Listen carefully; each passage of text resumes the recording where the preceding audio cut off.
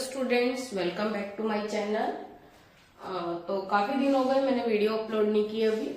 तो जैसे कि ठंड बढ़ रही है और मुझे भी मेरी भी तबीयत बहुत ज्यादा खराब हो गई थी कोल्ड और कफ की वजह से। आवाज से भी थोड़ा क्लियर नहीं हो पा रहा था। तो आज हम कंटिन्यू करेंगे। हम क्या कर रहे थे, coordinate geometry, distance formula, root में x2 माइनस x1 का whole square plus y2 minus y1 का होल स्क्वायर। तो मैंने इसके आपको फर्स्ट और सेकंड क्वेश्चन करा दिए थे। आज हमें करना है थर्ड क्वेश्चन। पर थर्ड क्वेश्चन करने से पहले मैं आपको इसमें कुछ इसके मैंने आपको कहा था कि क्वेश्चन करने से पहले मैं आपको इसको बता दूंगी इसमें जो जो फॉर्मूले यूज होंगे। तो अब इसमें क्या होगा, लगेगा तो डिस्टेंस फॉर्मूला। अब आपको जैसे 3 पॉइंट्स दे दिए जाएंगे, 3 ब्रैकेट्स दी होंगी अलग अलग इस तरह से। इसमें कुछ भी वैल्यू हो सकती है, जैसे 1 2 3 4 7 8 ऐसे कोई भी वैल्यूज दी होंगी। और उन पॉइंट्स को आपको पूछा जाएगा कि कोलिनियर प्रूव करो, या कोलिनियर है या नहीं आपको बताना है। कोलिनियर पॉइंट क्या होते हैं? कोलिनियर पॉइंट का मतलब होता है कि जैसे मान लो 3 पॉइंट्स हैं, किसी भी डायरेक्शन में है, वो इस डायरेक्शन में भी हो सकते हैं, नीचे के डायरेक्शन में भी हो सकते हैं, इस डायरेक्शन में भी हो सकते हैं। पर वो कोलिनियर कब कहलाएंगे? जब तीनों एक ही डायरेक्शन में हो और तीनों को मिलाकर हम एक लाइन ड्रॉ कर सकते हैं। तो उन पॉइंट्स को हम क्या कहेंगे? Collinear point. जिन पॉइंट को मिलाकर हम एक लाइन ड्रॉ कर सकते हैं उसको हम क्या कहेंगे? Collinear point. और कोलिनियर पॉइंट प्रूव करने के लिए आपको क्या करना होगा, जैसे मान लो ये पहले 2 पॉइंट्स के बीच का डिस्टेंस, फिर सेकंड और थर्ड पॉइंट के बीच का डिस्टेंस। तो इससे क्या होगा, कोई भी 2 अलग अलग डिस्टेंस को ऐड करके थर्ड डिस्टेंस के इक्वल होना चाहिए। जैसे अगर मैं इसके पॉइंट को लेट कर लू A, B और C, तो हमने फर्स्ट 2 पॉइंट के बीच का डिस्टेंस निकाला AB, फिर 2 नेक्स्ट 2 पॉइंट्स के बीच का डिस्टेंस BC, और नेक्स्ट C और A के बीच का डिस्टेंस हमने निकाला CA। तो हमारे पास 3 डिस्टेंस फाइंड हो जाएंगे।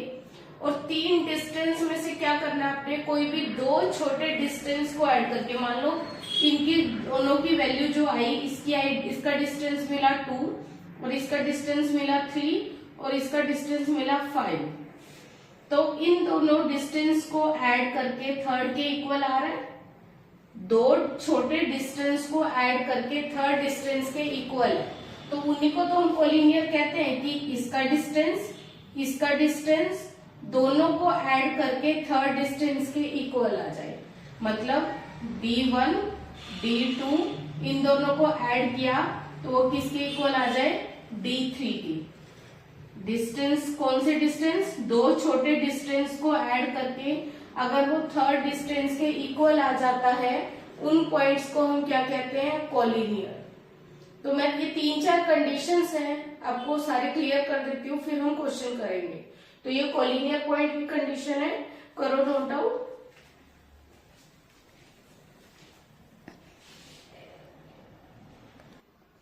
अब मैं आपको अगली कंडीशंस बताऊंगी कि अगर मान लो फिर से आपको 3 अलग अलग पॉइंट्स गिवन है। जैसे मान लो पॉइंट्स हमें मिल गए 2 3,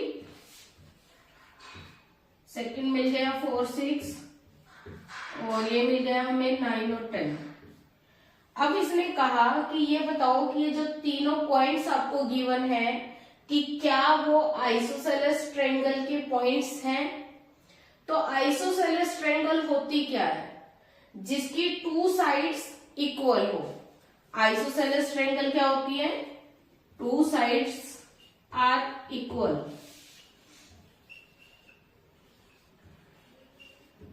होता क्या आइसोसेलेस ट्रायंगल? एक ट्रायंगल जिसकी 3 साइड्स होती है और 3 साइड में से कोई 2 साइड्स अगर इक्वल है तो उसको हम क्या बोलेंगे? Isosceles triangle. तो तब भी हमें क्या करना है? A, B और C पॉइंट्स दिए। मान लो A पॉइंट इसका है, B ये है और C ये है। तो हम डिस्टेंस फाइंड कर लेंगे A और B के बीच में। ए और सी के बीच में, बी और सी के बीच में, मतलब तीनों डिस्टेंस फाइंड कर लेंगे। ए बी का डिस्टेंस, बी सी का डिस्टेंस और सी ए का डिस्टेंस। अगर उनमें से कोई दो डिस्टेंस आपके इक्वल आते हैं तब हम क्या करेंगे, कहेंगे these vertices of the isosceles triangle, कि ये जो गिवन वर्टिसेस हैं वो आइसोसेलेस ट्रायंगल के वर्टिसेस हैं। इसी तरह इक्विलेटरल ट्रायंगल, इक्विलेटरल ट्रायंगल क्या होता है, जिसकी 3 साइड्स इक्वल हो। एक ऐसा ट्रायंगल जिसमें तीनों साइड्स क्या हो, इक्वल। तो इसमें क्या होगा, इसमें भी ए बी और सी 3 पॉइंट्स आपको दिए होंगे, तीनों का डिस्टेंस निकालोगे, ए बी सी और ए सी का। अगर तीनों इक्वल आएंगी, तीनों डिस्टेंस आपस में क्या होंगे, इक्वल होंगे, तब हम क्या कहेंगे, the given vertices of a equilateral triangle, की वो इक्विलेटरल ट्रायंगल के वर्टिसेस हैं। अब आ जाता है कि अगर आपके पास फिर से A B C 3 points given है और आपको पूछा जाए कि क्या वो राइट एंगल ट्रायंगल के वर्टिसेस हैं, तो राइट एंगल ट्रायंगल के वर्टिसेस करने के लिए आपको एक स्टेप और ऐड करना होगा, क्योंकि जो राइट एंगल ट्रायंगल होती है उसमें क्या होता है, हम लगाते क्या है, पाइथागोरस थ्योरम। और पाइथागोरस थ्योरम के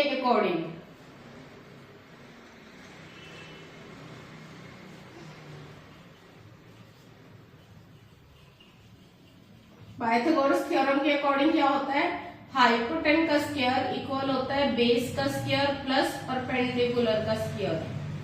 मतलब इसमें जो आप डिस्टेंस फाइंड करोगे, ए बी का, बी सी का और ए सी का, 3 डिस्टेंस आपने फाइंड कर लिए, ए बी का डिस्टेंस, बी सी का डिस्टेंस और ए सी का डिस्टेंस।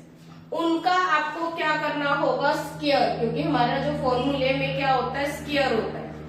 स्क्वायर करने से क्या होगा, जो इनका डिस्टेंस हमें मिला था, मान लो ए बी की वैल्यू थी √2, बी सी की वैल्यू थी √3 और ए सी की वैल्यू थी √5। अब ये बताओ कि क्या ये राइट एंगल ट्रायंगल फॉर्म कर रहे हैं, तो इसको क्या करोगे, सबसे पहले आप इन सब की स्क्वेयरिंग करोगे। स्क्वेयरिंग करने से क्या होगा, पाइथागोरस थ्योरम अप्लाई हो जाएगी और स्क्वेयर करने से रूट कैंसल हो जाएगा। यहाँ पे कितना आ जाएगा, 2, 3 और 5। स्क्वेयर करने के बाद आपको देखना है कि दो साइड्स को ऐड करके वो किसके इक्वल होना चाहिए, थर्ड के। इन दोनों को ऐड करके वो थर्ड के इक्वल आ रहा है, तो हम क्या कहेंगे, the given vertices of a right angle triangle, कि वो राइट एंगल ट्रायंगल के वर्टिसेस है। क्योंकि राइट एंगल ट्रायंगल में पाइथागोरस थ्योरम लगती है और उसमें क्या होता है, हाइपोटेन का स्क्वायर इक्वल होता है बेस का स्क्वायर प्लस परपेंडिकुलर का स्क्वायर। क्लियर है।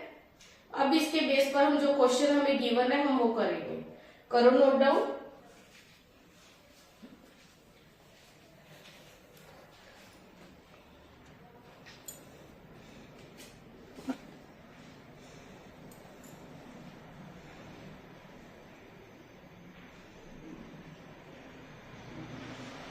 इसमें देखो आपको दिया हुआ था ए बी की वैल्यू हमने ली थी √2, बी सी √3, ए सी √5। ये हम लेट करके चले थे, फिर हमने सबकी स्क्वेयरिंग करी। स्क्वेयरिंग करने से क्या हो गया, रूट रिमूव हो गया, 2 और 3 और 5 वैल्यूज आ गई। तब हमने क्या किया कि 2 को ऐड करके ए बी स्क्वायर और बी सी स्क्वायर को ऐड करके किसके इक्वल आ रहा है, ए सी स्क्वायर के। तो इसलिए हम क्या कहेंगे, the given vertices of a right angle triangle. Please like, share and subscribe. Thank you.